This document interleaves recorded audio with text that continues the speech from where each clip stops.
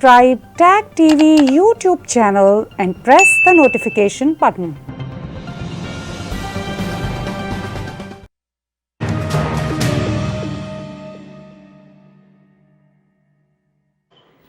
پاکستان میں صحافیوں پر اس وقت بہت ہی برا وقت آیا ہوا ہے۔ اگر ہم اسی ہفتے کی صورتحال دیکھیں تو 3 انتہائی ایکٹیو اور بڑھیا صحافیوں کے خلاف مقدمات درج ہو رہے ہیں، اور ان میں ایک ہی مانترا ہے کہ یہ فوج اور اسٹیٹ کے خلاف بات کرتے ہیں۔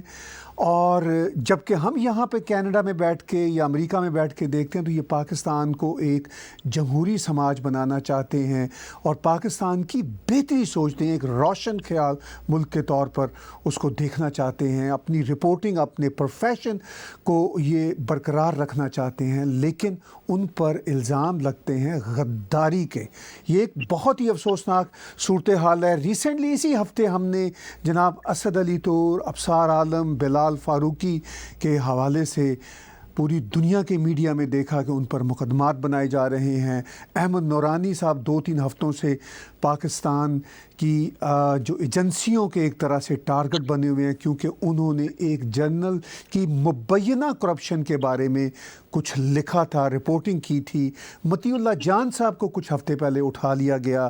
حیات بلوچ جو بلوچستان کہ ایک پسماندہ شہر میں ایک جرنلسٹ کے طور پر کام کرتا تھا، اس کو گولیاں مار کے اس کے گھر کے افراد کے سامنے ہلاک کر دیا گیا۔ یہ ہے افسوسناک صورتحال کینیڈا میں رہتے ہوئے۔ جو کینیڈا کی journalist organisations for free expressions ہیں، ان کو بھی اس کا بہت کنسرن ہے۔ میرے ساتھ اس وقت پاکستان سے ویڈیو لنک پر ایک ایسے ہی وکٹم اور ایک بہت ہی وائبرنٹ صحافی اسد علی طور صاحب ویڈیو لنک پر موجود ہیں۔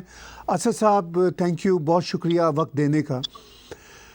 آپ کے خلاف پرچہ درج ہوا، وہ ہم نے سوشل میڈیا پر دیکھا۔ ایک عام شہری ہے غالباً جس نے پرچہ درج کیا، مگر وہ یہ کہتا ہے کہ سوشل میڈیا پر ہی آپ پاکستان کی سلامتی کے اداروں کے خلاف لکھ رہے ہیں۔ کیا صورت ہے، ہمیں اور ہمارے ویورز کو بتائیے۔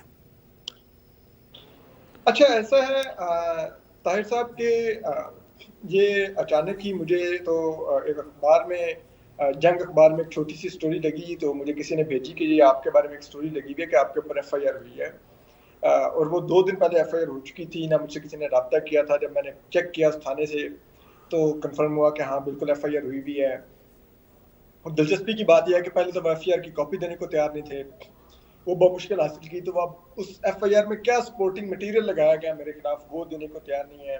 پھر ایک اتنی فریولس سی ایف آئی آر ہے جو اسلام آباد سے بھی باہر، راولپنڈی کے بھی آؤٹ اسکرٹس میں ایک جاتری، ایک ریموٹ ایریا ہے، وہاں پر درج کی گئی، ایک چھوٹی چوکی تھانے میں، اور پھر اس کو تفتیش کے لیے اس سے آگے گجر خان بھیج دیا گیا، تاکہ یہ ہے کہ یہ صرف خوار ہونے کے لیے گجر خان جائے گا، ہم اس کو وہاں پر ذلیل کریں گے۔ اور یہ سب کچھ بڑا مطلب عجیب و غریب سا۔ اور وہ جو موصوف حافظ احتشام ہیں، جو لال مسجد کی شہداء فاؤنڈیشن کے سو کالڈ ترجمان ہیں، وہ میرے خلاف مدعی ہیں۔ یہ سوچنے کی بات ہے کہ ان کے پاس میرا آئی ڈی کارڈ نمبر کہاں سے آیا۔ میرا موبائل نمبر تو چلے میں صحافی ہوں، کہیں نہ کہیں سے کسی دوسرے صحافی سے کال کر کے لیا جا سکتا ہے کہ اسد کا نمبر چاہیے، لیکن میرا exact I D card number وہ ان کے پاس کہاں سے آیا جو انہوں نے ایف آئی آر میں درج کیا ہوا ہے۔ میرے پورے گھر کا، جو میرا آبائی شہر ہے اس کے گھر کا پورا ایڈریس اس کے اندر دیا گیا ہوا ہے۔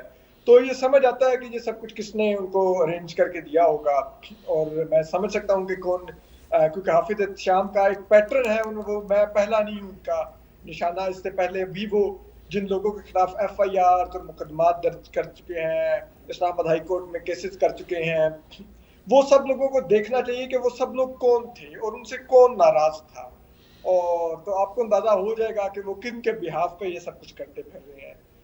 تو میرے لیے بڑا حیران کن تھا۔ خیر میں نے جب وہ کیا ہے، اب وہ کیونکہ پولیس وہ میٹیریل شیئر کرنے کو تیار نہیں ہے، میرے وکلا اب وہ اس کے لیے تیاری کر رہے ہیں کورٹ جانے کی بھی، میں بھی کورٹ سے رجوع کرنے کے لیے تیار ہوں اب۔ تو لیکن ہمارے پاس کوئی مٹیریل نہیں ہے، تو ہمیں اندازہ نہیں ہے کہ ہم کورٹ میں جائیں تو ہم کس چیز کو ڈیفینڈ کریں کہ کیا ہے، کیا ہم نے کیا نہیں کیا۔ وہ پتہ تو ہو کہ ہمارے اوپر، میرے اوپر کیا اپلائی کیا جا رہا ہے، اور وہ ایسا کچھ وہ شیئر کرنے کو تیار نہیں ہے۔ اور اب ہم بیٹھے ہوئے ہیں، مانگ رہے ہیں بار بار کہ بھائی کچھ دے دو، دکھا دو ہے کیا۔ اور کیونکہ میں جانتا ہوں، میں اس ملک کا باعزت شہری ہوں، میں ٹیکس پیئر ہوں، میں ایک صحافی ہوں، میں جانتا ہوں کہ آئین میں میری کیا حدود ہے، تو میں نہیں سمجھتا کہ میں نے آئین سے ہٹ کے کوئی بات کی ہے. میں اس آئین پسند شہری ہوں، اور اگر اس ملک میں آپ سینسرشپ کے یہ حالات پیدا کر دیں گے کہ پہلے آپ تو حاضر سروس کے اوپر کوشچن نہیں کر سکتے تھے، لیکن اب تو لگتا ہے ہمیں یہ بتایا جا رہا ہے کہ آپ ریٹائرڈ کے اوپر سوال نہیں کر سکتے، کیونکہ جنرل عاصم باجوہ تو ریٹائرڈ ہیں. اگر ان کے اوپر سوال کرنا بھی اب اگر جرم بن گیا ہے تو یہ میرے لیے تو بڑی حیران کن بات ہے، اور میں کم از کم مجھے آئین کے اندر اس کی کوئی نظیر نہیں ملتی، اور میں تو آئین اور قانون کو مانتا ہوں، میں کوئی اس سے ہٹ کے کسی چیز کو نہیں مانتا. آپ تو آئین اور قانون کو مانتے ہیں، لیکن جو آئین اور قانون کی حفاظت کرنے والے ہیں وہ پاکستان کی اسٹیبلشمنٹ کے اندر آتے ہیں، اس لیے کہ جو حفاظت کرنے والے تو لیجسلیٹرز ہوتے ہیں، وہ تو بالکل بے بس ہیں، اور اسٹیبلشمنٹ جس کا آپ شاید نام نہیں لے سکتے کھل کر، ہم کینیڈا میں بیٹھ کر لے سکتے ہیں، ان کو کیا اس بات کا احساس نہیں ہوتا کہ وہ بھی آئین اور قانون کی پاسداری کے ڈائریکٹ یا انڈائریکٹ ذمہ دار ہیں، اور آپ جیسے شہری اور خاص طور پر جرنلسٹ جو آئین کی حدود کے اندر رہتے ہوئے اپنا کام کر رہے ہیں، ان کو کیوں اس طرح ہراساں کرتے ہیں؟ اچھا دیکھیں طاہر صاحب، ہمارے اوپر الزام لگایا جاتا ہے، میرے اوپر وہ ایف آئی آر میں 2 چارجز ہیں. ایک ہے کہ افواج پاکستان کے خلاف میں پروپیگنڈا کر رہا ہوں، دوسرا ہے کہ میں اینٹی اسٹیٹ پروپیگنڈا کر رہا ہوں. اگر اینٹی اسٹیٹ کو ہی لے لیا جائے تو میں ایک صحافی ہوں، میں کوئی اس ملک کو کوئی نہ تو ہتھیار اٹھاتا ہوں نہ کچھ ہوں کہ میں اس ملک کو کوئی نقصان پہنچا سکتا ہوں. لیکن یہ اس طرح کا ایف آئی آر کٹوا کے جو انٹرنیشنلی میسج کیا ہے، جو اس وقت تنقید ہو رہی ہے، آپ بھی کینیڈا سے بیٹھ کے شو کر رہے ہیں، باقی بھی کمیٹی ٹو پروٹیکٹ جرنلسٹ نے بھی بیان جاری کیا، دوسری تنظیمیں بھی بیان جاری کر رہی ہیں، تو اب سوچئے جو یہ مذمتی بیانات جاری ہو رہے ہیں یہ پاکستان کا امیج خراب کر رہے ہیں. میں امیج نہیں خراب کر رہا، تو یہ سوچنا چاہیے کہ جو پالیسی ساز یہ فیصلہ لے رہے ہیں کہ یہ کرنا چاہیے، صحافیوں کو ہراس کرنا چاہیے یہ مقدمات درج کر کے، دراصل وہ اس ملک کو بدنامی کا باعث بن رہے ہیں، وہ اس ملک کے مفاد کو نقصان پہنچانے کا باعث بن رہے ہیں. میں نہیں بن رہا، میں تو ایک صحافی ہوں. ایک صحافی کا کام ہوتا ہے کہ وہ آئین کے ساتھ اور قانون کے ساتھ کھڑا ہو، کیونکہ وہ اسی آئین اور قانون کے بنیاد پر پرکھتا ہے کہ کیا غلط ہے اور کیا صحیح ہے، پھر وہ اس کو رپورٹ کرتا ہے. تو اور وہی آئین اور قانون کہتا ہے کہ اس ملک میں جمہوری نظام ہونا چاہیے، تو میں پھر جمہوریت کو بھی سپورٹ کروں گا آف کورس. تو یہ سوچنے کی بات ہے کہ میں نے کہاں پر وہ ریڈ لائن اگر کوئی کراس کر دی ہے جو اس قانون توڑنے کا باعث بنی ہے یا آئین کے خلاف گئی ہے، تو وہ دیکھنا چاہیے، وہ سوچنا چاہیے کہ یہ نقصان میں نہیں پہنچا رہا. میں اس ملک کا باعزت شہری ہوں، میں ٹیکس پے کرتا ہوں، میں اس ملک میں ہی رہتا ہوں، یہیں پہ رہنا ہے مجھے. تو مجھے یہ سمجھ نہیں آ رہی کہ یہ کون پالیسیز بنا رہا ہے، اور وہ پالیسی بنانے والے کیوں نہیں سوچ رہے کہ وہ کیا کر رہے ہیں، میرے ملک کو کیوں بدنام کہہ رہا ہے. میں کچھ نہیں ہوں، میں ایک صحافی ہوں، میں نو بڈی ہوں. میں ایک رپورٹ کرتا ہوں، میری رپورٹ سے آپ ڈس ایگری کر سکتے ہیں، آپ اس کو اگنور کر سکتے ہیں، آپ میری کریڈیبلٹی پہ کوسچن اٹھا سکتے ہیں، لیکن آپ میرے محب وطن ہونے پہ سوال اٹھائیں گے، آپ مجھے کہیں گے کہ یہ فلاں اداروں کے خلاف پروپیگنڈا کرتا ہے. میں کب پروپیگنڈا کرتا ہوں؟ میں تو ایک آئین کے مطابق ایک سوال کرتا ہوں، ایک پوچھتا ہوں، ایک سٹوری آتی ہے اس کو رپورٹ کرتا ہوں، اتنا ہی کرتا ہوں. اس پہ آپ نالاں اگر ہو گئے ہیں تو میرے خیال میں کوسچن مارک مجھ پہ نہیں آپ پر لگتا ہے. آپ نے کھل کر ساری بات واضح کی. جو آپ نے ایف آئی آر کا اپنا واقعہ بتایا وہ مجھے یاد پڑتا ہے جب میں 22-23 برس پہلے اس ملک میں جرنلزم کرتا تھا، تو تب اس طرح کے کوئی عام سے شہری سو کالڈ میں کہوں گا وہ کسی سیاستدان کے خلاف مقدمہ بناتے تھے، اور پھر پوری کی پوری اسٹیٹ مشینری آتی تھی کریک ڈاؤن کے لیے. اب جیسے آپ خود کہہ رہے ہیں کہ آپ ایک صحافی ہیں، ایک طرح سے نو باڈی ہیں، صرف آپ کا کام رپورٹنگ کرنا ہے، اوپینین دینا ہے. اب یہ جو کریک ڈاؤن ہے جو سو کالڈ عام شہریوں کے ذریعے، جن کے پاس آپ کا آئی ڈی کارڈ بھی ہے، جن کے پاس آپ کی تمام ذاتی انفارمیشن بھی ہے جو ممکن نہیں ہوتا کسی عام شخص کے پاس ہو، وہ یہ کر رہے ہیں، تو کیا آپ کو لگتا ہے کہ اس وقت کی جو سرکار ہے اور ان کے پیچھے جو لوگ ہیں وہ اب صحافیوں کو جو واقعی ہی سیاستدانوں کے مقابلے میں نو باڈی ہوتے ہیں ان پر کریک ڈاؤن کریں گے؟ تو کیا یہ ثابت کیا کرنا چاہتے ہیں؟ یہی جو آپ نے سوال کیا ہے، یہی سوال میرے بھی ذہن میں ہے کہ یہ کیا آپ ثابت کرنا چاہ رہے ہیں اور اس سے حاصل کیا کرنا چاہ رہے ہیں. میرے خیال میں تو اس سے کچھ حاصل نہیں ہوگا. میں ایک صحافی ہوں, میں نے آگے بھی رپورٹنگ کرتے رہنا ہے. اگر کسی کا خیال ہے کہ میں اس کے بعد میرا کوئی so called software update ہو جائے گا تو وہ نہیں ہوگا. میرا سافٹ ویئر ایک ہی ہے, وہ بلٹ ان مجھ میں آیا ہے, جسے کہتے ہیں کہ میں نے رپورٹ کرنا ہے, اور یہی میرا کام ہے, میں یہی کروں گا, اسی سے محنت کرتا ہوں. میں اپنے جو پڑھنے والے جو قاری ہیں میں ان کو نہیں چیٹ کر سکتا کہ میں ان کو صحیح فیکٹس نہ بتاؤں, میں ان کو رپورٹ نہ کروں. یہ میری جاب ہے, اور وہ اسی لیے میرا قاری مجھے پڑتا ہے کہ میں اس کو خبر دیتا ہوں. اگر میں اسی سے آپ مجھے روکیں گے اس طرح کے فریولس ہتھکنڈوں سے, تو میرے خیال میں یہ کچھ آپ کو نہیں, آپ کا پرپس سرو کریں گے. یہ آپ میرے خیال میں آپ صرف ملک کے لیے بدنامی کا باعث بن رہے ہیں. میرا کچھ نہیں جا رہا اس میں, اور میرے لیے یہ بہت بڑا کوسچن مارک ہے کہ آپ یہ کیا کر رہے ہیں اور اس سے آپ کیا اچیو کرنا چاہ رہے ہیں. وہ آپ نہیں اچیو کر سکیں گے اگر آپ کے ذہن میں کوئی بات ہے. میرا نہیں خیال آپ وہ اچیو کر سکتے ہیں. آپ پر دباؤ بہت عرصے سے ہے سوشل میڈیا پر, بات چیت کے حوالے سے کئی ہفتوں سے اس کی خبریں آ رہی ہیں, اور ایک خبر کے مطابق شاید آپ نے اپنی نوکری بھی چھوڑ دی اسی دباؤ کی وجہ سے. تو اس وقت آپ کی کیا سچویشن ہے؟ اچھا, ایسا ہے کہ طاہر صاحب, یہ دباؤ میں اگر اس کی روٹ میں جاؤں تو وہ جسٹس قاضی فائز عیسیٰ کے کیس کی کوریج کے دوران مجھ پہ شروع ہوا, اور اسی دوران مجھ سے مختلف مواقع پر مجھے رابطے کر کے مختلف سو کالڈ کنسرنز کنوے کی گئیں کہ آپ یہ سٹوریز کرتے ہیں, کیونکہ میں بہت ڈیٹیل میں سٹوری کرتا تھا. ہر ہیئرنگ کی کوئی 5000 to 5500 ورڈز کی سٹوری ہوتی تھی, ناٹ ان لائک دوسرے رپورٹرز کی طرح 500 to 800 ورڈز کی وہ سٹوری نہیں ہوتی تھی. تو اس سے وہ بڑے نالاں تھے, کیونکہ اس سے وہ ان کو لگتا تھا کہ اس ہیئرنگ کا کانٹیکسٹ بہت زیادہ ڈیٹیل میں بیان ہوتا ہے, تو جو وہ ایک سو کالڈ ایک اگر ان کا کوئی پروپیگنڈا یا نیریٹو تھا, ان کو لگتا تھا کہ وہ ویک ہو جاتا ہے. تو مجھے وہ کنسرنس کنوے کی جا رہی تھیں مختلف اوقات میں, اور پھر وہ انہی کنسرنس کی بنیاد پہ مجھے یہ بھی لگنے لگا کہ وہ دباؤ مجھ پر اور میرے شاید ادارے پر بھی کہیں نہ کہیں مجھے محسوس ہوا. اور حالانکہ میں نے وہ اپنا اس ادارے سے ریزائن کر چکا ہوں, نوٹس پیریڈ پہ ہوں, لیکن آئی اسٹل بلیو کہ اس ادارے نے پھر بھی میرا بہت ساتھ دیا اور مجھے بہت موقع دیا. لیکن پھر ظاہری بات ہے, ایک وقت آتا ہے کہ ان ہتھ کنڈوں کے آگے اداروں کے سٹیکس بہت بڑے ہوتے ہیں, وہ شاید ان کو سرنڈر کرنا پڑتا ہے. ہم شاید انڈیویجول تو جن کے سٹیکس اس طرح کے نہیں ہوتے, لیکن ایک جس کا اربوں کا بزنس ہوتا ہے اس کے سٹیکس بڑے مختلف ہوتے ہیں. تو میں یہ مجبوری سمجھ سکتا ہوں. لیکن چیز یہ ہے کہ یہ دباؤ مجھ پر تب سے تھا, اور میں یہ سمجھتا ہوں کہ یہ ایف آئی آر تک بھی جو معاملہ آیا ہے یہ اسی بنیاد پر آیا ہے. جو لوگ جسٹس قاضی فائز عیسیٰ سے خوش نہیں ہیں, شاید وہی لوگ میری رپورٹنگ سے بھی خوش نہیں تھے, اور وہی مجھے یہ کنسرنس کنوے کر رہے تھے. اور الٹیمیٹلی وہ معاملہ یہاں تک آیا ہے کہ اب ایک ایف آئی آر درج ہو چکی ہے, اور اب مجھے معلوم نہیں کہ اس کیس کی رپورٹنگ کی اور میں کیا پرائز پے کروں گا. یہ تو مجھے آنے والے دنوں میں شاید مزید اندازہ ہوگا. ابھی تو جاب لیس ہو رہا ہوں, معلوم نہیں کہ آگے کوئی ادارہ جاب دینا چاہے گا کہ نہیں. جب آپ کے بارے میں اس طرح کا ایک وارننگ دے دی جائے, یہ بیسکلی ایک وارننگ شاٹ ہی ہے کہ ہی از دا پرسن اور he is not in our good books, تو پھر ایک پریشانی کی بات تو ہے. ظاہری بات ہے, میرا بریڈ اینڈ بٹر یہی ہے, اور میں ایک middle class working class journalist ہوں.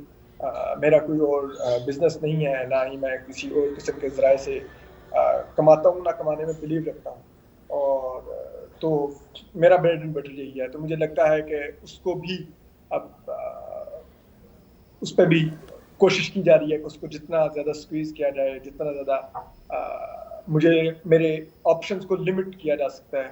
مجھے لگتا ہے کہ یہ اس ایکسرسائز کا بھی حصہ ہے. تو اس وقت آپ کی جو صورتحال ہے, آپ نے بیان کیا کہ جسٹس فائز عیسیٰ کے حوالے سے جو آپ نے رپورٹنگ کی وہ کچھ اداروں کو کوٹ ان کوٹ پسند نہیں آئی اور آپ پر یہ افتاد پڑی, لیکن ہم ایک صحافیوں کی لمبی لسٹ دیکھتے ہیں جو ان کی گڈ بکس میں ویسے ہی نہیں ہیں. 3 مقدمے تو ابھی ریسنٹلی ہوئے ہیں آپ کے ساتھ ساتھ ابصار عالم اور بلال فاروقی صاحب پر. احمد نورانی پر دباؤ جو ہے وہ پوری دنیا کے میڈیا میں ہم دیکھ رہے ہیں, ان پر جو دباؤ پڑ رہا ہے. تو یہ جو سرکار ہے عمران خان صاحب کی, یہ لگتا ہے کہ کسی قسم کی فریڈم آف ایکسپریشن کی گنجائش دینے کو تیار نہیں، اگرچہ ان کا یہ دعویٰ تھا پرائم منسٹر کا خود کہ سب سے زیادہ فریڈم آف ایکسپریشن پاکستان میں ہے، اور یہ گنجائش نہیں دے رہے. کیا یہ سرکار ایسا کر رہی ہے یا ان کے پیچھے جو کنڈیاں ہلانے والے لوگ ہیں وہ بھی شامل ہیں یا وہی لوگ ہیں؟ دیکھیں کنڈیاں ہلانے والے بھی آف کورس شامل ہیں، لیکن مسئلہ یہ ہے کہ یہ جو سرکار ہے عمران خان صاحب کی، جو ہمارے وزیر اعظم ہیں، ان کا ٹالرنس لیول بہت کم ہے. معذرت کے ساتھ یہ بالکل نہیں تنقید سننا چاہتے. اور آپ ابھی پچھلے 2 سے 3 ہفتوں میں انہوں نے 3 مختلف اینکرز کو انٹرویو دیا ہے. آپ ان کی چوائس آف اینکرز کو بھی اگر دیکھیں تو آپ کو آئیڈیا ہو جائے گا کہ یہ پاکستان میں کس قسم کی صحافت چاہتے ہیں. تو وہ ایک بہت بڑا سگنل ہے کہ اگر آپ اس لسٹ میں آنا چاہتے ہیں تو آپ کو ان جیسا ہونا پڑے گا. تو ہم تو وہ نہیں ہو سکتے، تو ظاہری بات ہے ہم اس سرکار کو تو نہیں پسند آ سکتے. اور پھر جب اس سرکار کا ٹالرنس لیول بالکل ہے ہی نہیں تو تنقید تو چھوڑیے، یہ تو سوال سننے کو تیار نہیں ہے. آج مجھے کسی نے بتایا کہ جو ہمارے انفارمیشن منسٹر ہیں ان سے 3 دفعہ سوال پوچھا گیا کہ صحافیوں پر ایف آئی آر کٹ رہی ہے، تو انہوں نے پہلی 2 دفعہ اگنور کیا. تیسری دفعہ انہوں نے ان جرنلسٹ جو ڈان کے ہیں ثناء اللہ، ان کو انہوں نے ہونٹ پر انگلی رکھ کے خاموشی کا اشارہ کیا کہ خاموش ہو جاؤ. مطلب ان ادر ورڈز آپ دیکھیں کہ اس سے بھی ظاہر ہوتا ہے کہ یہ جو حافظ احتشام ہے ہی از نو بڈی. اگر حافظ احتشام نے میرے پر ایف آئی آر کٹوائی ہوتی تو شاید شبلی فراز صاحب بڑے گرج برستے ان کے اوپر کہ یہ ہمارے میڈیا کے خلاف سازش ہو رہی ہے یا کچھ ہو رہا ہے، میں آپ کا انفارمیشن منسٹر ہوں گا، اس کو دیکھوں گا، انٹرویو کروں گا. لیکن وہ ان کو انگلیوں سے اشارے کرے خاموش خاموش، یہ مجھ سے مت پوچھو. اس کا مطلب ہے وہ بھی کوئی ایسی جگہ ہے جہاں پر وہ بھی اس کے بارے میں نہیں بات کر سکتے. تو یہ ایک بڑا افسوسناک صورتحال ہے. ہماری ایک جمہوری حکومت کے دور میں اگر یہ سب کچھ ہو رہا ہے تو پھر اس ملک میں جمہوریت بھی پھر شاید وہ نہیں ہے جو بتائی جا رہی ہے. تو یہ جو اس وقت کے انفارمیشن منسٹر ہیں جناب شبلی فراز صاحب، ان کی لیگسی ہے احمد فراز صاحب، جن کے بارے میں ہم صحافیوں نے ساری زندگی یہی سنا کہ وہ حق کی آواز کے لیے کھڑے ہوتے تھے. ان کی شاعری آپ میں اور ہم سب کوٹ کرتے ہیں، مگر ان کے صاحبزادے جب اس نظام میں آتے ہیں تو اسی نظام کے ایک طرح سے اسپوکس پرسن بن جاتے ہیں. یہ تو اپنی جگہ پر افسوس کی بات ہے، لیکن دوسری سطح پر مجھے یہ بھی بتائیے اسد صاحب کہ پاکستان کی صحافی برادری آپ کا اور آپ جیسے حق کی آواز بلند کرنے والوں کا کتنا ساتھ دے رہی ہے؟ دیکھیے میری صحافتی برادری کا جہاں تک تعلق ہے، جو ہماری جو مدر آرگنائزیشن ہے P if you J, Pakistan federal union of journalist, اور جو ہماری راولپنڈی اسلام آباد کی یونین آف جرنلسٹ ہے آر اے یو جے، انہوں نے اس کا مذمتی بیان جاری کیا ہے. اور اس کے علاوہ دیگر جو میرے ورکنگ کولیگ صحافی ہیں میں ان کا شکر گزار ہوں. انہوں نے بہت ساتھ دیا ہے، وہ میرے لیے سوشل میڈیا پہ آواز اٹھا رہے ہیں، مجھ سے فون پر ان ٹچ ہیں. اور حامد میر صاحب نے میرے بارے میں بہت زیادہ ٹویٹس کی ہیں. شادیب خانزادہ نے اپنے شو میں میرا ذکر کیا. آسمہ شرازی صاحبہ نے ایک میرے بارے میں پورا اس ایشو کو لے کے آرٹیکل لکھا. دوسرے اداروں نے، ڈان نے، بی بی سی نے سٹوریز کی. اس طرح عباس ناصر صاحب اور دوسرے سب لوگ، خرم حسین صاحب ہیں، یہ سب لوگ، احمد نورانی بھی ہیں، ابصار عالم صاحب جو خود بھی اس ایف آئی آر کا ایک کا شکار ہوئے ہیں، ان سب نے میرے لیے بہت آواز اٹھائی ہے، جو میرے لیے بہت حوصلہ افزا ہے کہ مجھ جیسے ایک چھوٹے صحافی کے لیے، جو ایک معمولی سا صحافی ہے، اس کے لیے اتنے بڑے ناموں کا سامنے آنا اور میرے ساتھ کھڑا ہونا، یہ میرے جیسے ایک صحافی کے لیے بہت انکریجنگ ہے.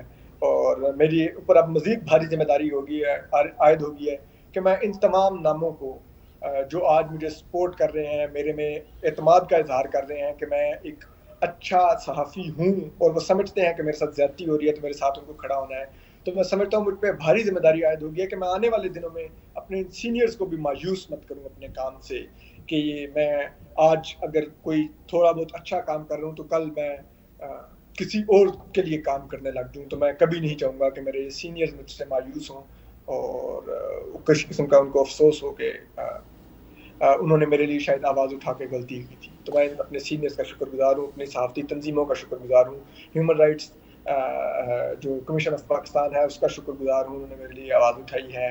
اسی طرح دیگر تنظیمیں، media matters for democracy, Asma Jahangir مرحومہ کی جو آرگنائزیشن ہے، ان سب نے مجھ سے رابطے کیے ہیں اور میرے لیے آواز بھی اٹھائی ہے. میں ان سب کا شکر گزار ہوں. اور میرے خیال میں مجھ جیسے ایک مڈل کلاس بیک گراؤنڈ کے انسان کے لیے یہ ایک بہت حوصلہ افزا بات تھی کہ میرے ان سینئرز نے مجھے اون کیا اور انہوں نے مجھ سے محبت کی اور میرے بارے میں لکھا، آواز اٹھائی. میں ان کا شکر گزار ہوں. تو کیا آپ سمجھتے ہیں کہ ان سب کی سپورٹ، ان سب کی جو حمایتی آواز ہے، اس کا اثر حکومتی ایوانوں پر کچھ ہوگا اور وہ یہ سوچیں گے کہ میڈیا کے اتنے بڑے بڑے نام اور سول لبرٹیز کی اتنی اہم تنظیمیں جب اسد علی طور اور ان جیسے پروفیشنل جرنلسٹوں کا ساتھ دے رہی ہیں تو ہمیں اب اپنے ہاتھ کو کھینچ لینا چاہیے؟ تو کیا ایسا ممکن نظر آتا ہے آپ کو؟ میری خواہش ہے کہ وہ یہ سنیں، یہ آوازیں سنیں. ہم لوگ رپورٹ کرتے ہیں، ہمارا کوئی اس سے زیادہ اسٹیک نہیں ہوتا. وہ ان کو یہ سننا چاہیے، ان آوازوں کو سننا چاہیے. مجھے مت سنیں، میں چلے نو باڈی ہوں گا. آپ نے بلا وجہ میرے پہ ایف آئی آر دے کے ایک نو باڈی کو سم باڈی بنا دیا ہے. تو ایٹ لیسٹ ان آوازوں کو سنیں. ہم لوگ اس ملک میں صحافت کرتے ہیں، ہم اس ملک میں رپورٹ کرتے ہیں. صحافی کا کام ہی فیکٹ کو رپورٹ کرنا ہوتا ہے. صحافی فیکٹ نہیں چھپا سکتا. یہ آپ نے سو کالڈ ایک بنا دی ہیں کہ کچھ ریڈ لائنز ہیں وہ کراس نہیں ہونی چاہیے. یہ حکومتی جماعت کے لوگوں نے، آج ایک شو کے اندر میں تھا، اس میں کہہ رہی تھیں ایک حکومتی ایم این اے کہ ریڈ لائن پھر بھی کراس نہیں ہونی چاہیے. یہ قومی مفاد کا کون فیصلہ کر رہا ہے کہ قومی مفاد کون ہے؟ ہم رپورٹ کر رہے ہیں، ہم نے رپورٹ کرنا ہے، آج بھی کر رہے ہیں، آگے بھی کریں گے. آپ نے جن لوگوں کو، میرے مختلف سینئرز کو، متی اللہ جان کو یا احمد نورانی کو اگر بے روزگار کیا بھی تو وہ آپ کے لیے زیادہ پرابلم کا باعث. شاید آپ ان کی رپورٹس کو جب وہ کسی ادارے میں تو سینسر کروا لیتے تھے، اس ادارے کو اپروچ کر کے، اس ادارے کو پریشرائز کر کے. لیکن اب وہ بے روزگاروں کے جو رپورٹ کر رہے ہیں آپ اس کو سینسر بھی نہیں کروا پا رہے. تو یہ ان کو بھی سوچنا چاہیے یہ کیا کر رہے ہیں. میں حیران ہوں کہ میری خواہش ہے کہ یہ لوگ اس چیز کو سنیں اور اس پر غور کریں کہ یہ کیا کر رہے ہیں، کہ اپنی پالیسی پر نظر ثانی کریں. آخر میں کوئی ایسی بات جو آپ کی اور میری گفتگو کے درمیان آپ محسوس کرتے ہو مس ہو رہی ہو، جو امپورٹنٹ ہو، کہنا چاہیں، ضرور کہیے.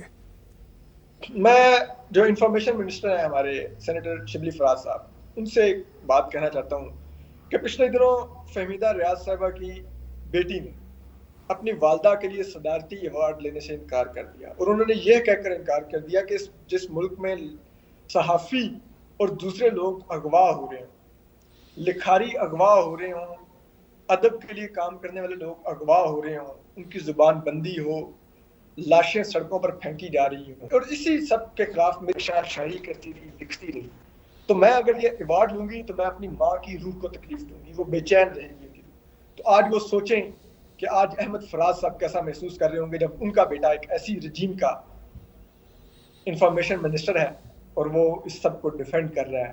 یا اگر ڈیفینڈ نہیں کر رہا تو وہ یہ اشارے کر رہا ہے کہ نہیں، مجھ سے مت پوچھو اس کے اوپر. یہ بڑا افسوس کا مقام ہے، ان کو سوچنا چاہیے. بہت شکریہ اسد علی طور صاحب اپنا وقت دینے کا، اور ہم خیر خواہ ہیں کہ آپ کو آپ کا حق بھی ملے، کام کرنے کا رستہ بھی آپ کا کھلا رہے، اور ہم اس موضوع پر آپ سے آگے بھی گاہے بگاہے بات چیت کرتے رہیں گے. بہت شکریہ. Thank you very much. ابھی آپ نے بات چیت سنی جناب اسد علی طور صاحب کی، جن پر مقدمہ بنایا گیا ہے کہ پاکستان کے حساس اداروں اور فوجی اداروں پر وہ تنقید کرتے ہیں. ان کا یہی کہنا تھا اور ان کا یہی موقف ہے کہ وہ صرف اپنا کام کرنا چاہتے ہیں، اور اپنا کام وہ پاکستان کی آئینی حدود کے اندر رہتے ہوئے کر رہے ہیں اور اپنی صحافیانہ ذمہ داریوں کو پورا کر رہے ہیں. لیکن بات صرف اسد علی طور صاحب کی نہیں. ہم سب جانتے ہیں کہ پچھلے دنوں ہی، کچھ ہفتے پہلے ہی، متی اللہ جان صاحب کو کس طرح اٹھا کر لے گئے، سرکاری گاڑیاں آئیں اور وہ فوٹیج بھی وائرل ہوئی. اور وہ خوش قسمتی سے اس لیے بازیاب ہو گئے یا ان کو چھوڑ دیا گیا کیونکہ ان کا کیس بہت ہائی پروفائل بن گیا اور سوشل میڈیا پر وائرل ہو گیا. پوری دنیا کی जर्नलिस्ट की एसोसिएशंस ने उस पर नोटिस लिया, रिहा हो चुके हैं और हम उनकी भी खैर खैरियत के ख्वाहां रहते हैं और वो अपना काम प्रोफेशनल अंदाज के साथ करते रहें। ये माहौल, ये एनवायरनमेंट उनको मुयस्सर होनी चाहिए। अहमद नूरानी साहब ने रिपोर्टिंग की फैक्ट्स के साथ, पाकिस्तान के एक साबिक जनरल के हवाले से, और जो इस वक्त की सरकार में एडवाइज़र टू प्राइम मिनिस्टर भी हैं, उन पर किस तरह का दबाव बना वो भी आपके सामने है। अभी कल ही की बात है कि सुहेल वड़ाई साहब की किताब ये कंपनी नहीं चलेगी के टाइटल के उन्वान से शाया हुई। जैसा कि आप स्क्रीन पर देख रहे हैं कि ये टाइटल था। इस टाइटल में डिज़ाइनर ने, बुक का कवर बनाने वाले ने, ये एक तंजिया कार्टून बनाया जिसमें मिस्टर कमर जावेद बाजवा कुर्सी पर बैठे हुए हैं और नीचे प्राइम मिनिस्टर इमरान खान बैठे हुए हैं और एक विंडो में से अपोजिशन के कुछ लोग तमाशा देख रहे हैं। और ये कोई तमाशा नया नहीं है पाकिस्तान में, ये हमेशा से ऐसे ही चला आ रहा है। पहले कमर बाजवा से पहले जो जर्नैल होते थे उनके पाँव में बैठ जाते थे वज़ीर आज़म, अगर वो ना भी बैठते थे तो बिठा दिए जाते थे, और अपोजिशन में से यही इमरान खान जो आज के प्राइम मिनिस्टर हैं ये तमाशा देखते रहते थे। बल्कि ये तो शायद उस वक्त तमाशा लगवाने वालों में से होते थे। मगर उस किताब को एक तरह से बैन कर दिया गया, उसकी कॉपियाँ मार्केट से उठा दी गई। सुहेल वड़ाई साहब ने bbcurdu.com के साथ बातचीत करते हुए कहा कि उन्हें समझ नहीं आ रही कि ऐसा क्यों हुआ है, क्योंकि इस किताब में शामिल तमाम तहरीरें यानी कॉलम जो हैं वो ऑलरेडी शाया हो चुके हैं। कोई अनपब्लिश्ड चीज़ नहीं थी, वो ऑलरेडी पब्लिश्ड आर्टिकल्स, कॉलम्स थे सुहेल वड़ाई साहब के, वो शाया हो चुके थे। मगर जैसे ही वो किताबी सूरत में तहरीरें आईं और उस पर ये कवर लगा तो पसंद नहीं आया कवर। हालांकि इस तरह के कवर्स यहाँ अमेरिका में, कनाडा में, हिंदुस्तान में, दुनिया भर के मुआशरों में किताबों के कवर्स आर्ट पीसेस के तौर पर देखे जाते हैं। तंजिया अंदाज में बात करने का हक होता है, बल्कि कार्टून तो बड़ी शख्सियतों के बनते हैं, एक मामूली आदमी के तो कार्टून बनते भी नहीं हैं। तो उसमें बड़ी शख्सियतें शामिल हैं, उनको इस बात की ऑनरशिप लेनी चाहिए कि ये कार्टून्स उनके एक बड़े ओहदे की वजह से हैं और उस पर तंजिया स्टैंस है कार्टून बनाने वाले का, पब्लिश करने वाले का। इतनी गुंजाइश तो दी जाए, मगर इतनी गुंजाइश भी नहीं है।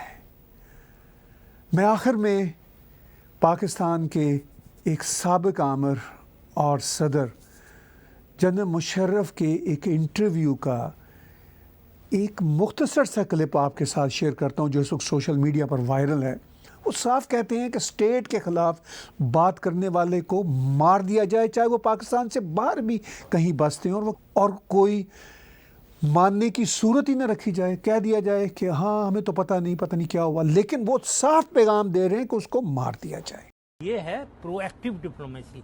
हम मान जाते हैं, मगर हमने बंदा किया। बंदा मरवाना जनरल साहब is not proactive diplomacy, it is a proactive act of assassination. नहीं everyone is doing it for heaven's sake। Israeli मरवाते हैं। everyone is doing this।